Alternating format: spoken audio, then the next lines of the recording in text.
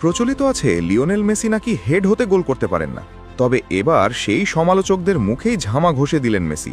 শুধু হেড হতে গোলই করলেন না, পাশাপাশি সেই গোলটা করলেন রোনাল্ডোর সামনে, তাও কিনা আবার নিজের নামে তৈরি হওয়া নতুন স্টেডিয়ামের দর্শকদের সামনে। ইন্টার মায়ামি যে নতুন মাঠে খেলতে নেমেছিল, সেই মাঠের একাংশের নাম তো হয়েছে মেসির নামেই, আর সেই মাঠেই তো এবার হেড হতে গোল করলেন তিনি। অন্যদিকে গ্যালারিতে ছিলেন রোনাল্ডো, যা পরিবেশটা আরও দারুণ করে তোলে। মায়ামির মালিক ডেভিড বেকহামের জন্য দিনটি ছিল নিঃসন্দেহে আবেগে ভরা। বহু বছর ধরে তিনি যে স্বপ্ন বুকে লালন করেছেন, মায়ামির বুকে একটি আধুনিক, নান্দনিক ও বিশ্বমানের ফুটবল স্টেডিয়াম গড়ে তোলা, অবশেষে সেই স্বপ্নেরই বাস্তব রূপ দেখা গেল এই দিনে। দীর্ঘ প্রায় এক দশকের প্রতীক্ষা শেষে নিজেদের স্থায়ী ঠিকানায় প্রথমবারের মতো মাঠে নামে ইন্টার মায়ামি, আর সেই মাহেন্দ্র ক্ষণকে আরও উজ্জ্বল করে তোলেন লিওনেল মেসি। মেসির জাদুকরী স্পর্শে অভিষেক ঘটে নতুন স্টেডিয়ামের। গ্যালারি ভরা দর্শক, উৎসবমুখর পরিবেশের মধ্যে মেসির গোল যেন পুরো আয়োজনকে এনে দেয় পূর্ণতা। এই বিশেষ দিনকে আরও স্মরণীয় করে তুলতে বেকহ্যাম আমন্ত্রণ জানান তার এক সময়ের বন্ধু, বিশ্বকাপ জয়ী ব্রাজিলিয়ান তারকা রোনালদো নাজারিওকে।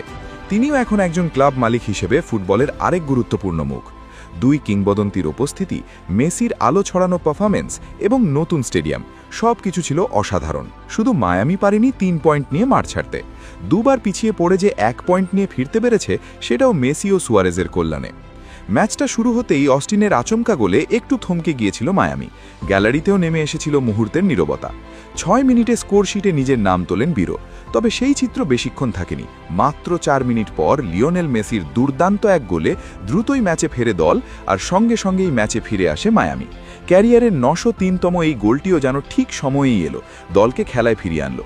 এই গোলটা এসেছে বহুল আলোচিত মেসির হেড হতে।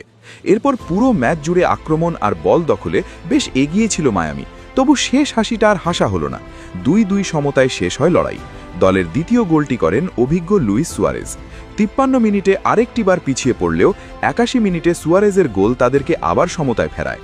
তবে ম্যাচের একদম শেষ দিকে তিনি আবারও জালে বল জড়িয়ে জয়ের আশা জাগিয়েছিলেন, তবে অফ সাইডে বাতিল হয় গোল। তাতে খেলা শেষ হয় 2-2 গোলেই।